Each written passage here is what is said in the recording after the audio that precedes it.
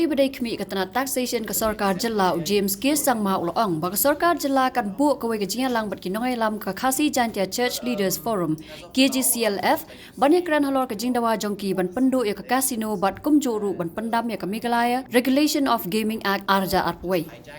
Haba jubab ek jingkali na kilat pathai kubor ha kanok pai singi shipau terek urisau arja arpuar Menteri Uloong bo so kiai ke jingpan pa sko persa nongïalam Balang ya ke Gaming Act bat kadon kam ke ïakren bat ki. I think that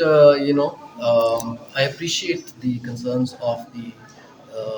forum, and I think that it's very important for us as a government to listen to any voice of concern that comes up by a group which represents the church. And I would like to also tell you this that I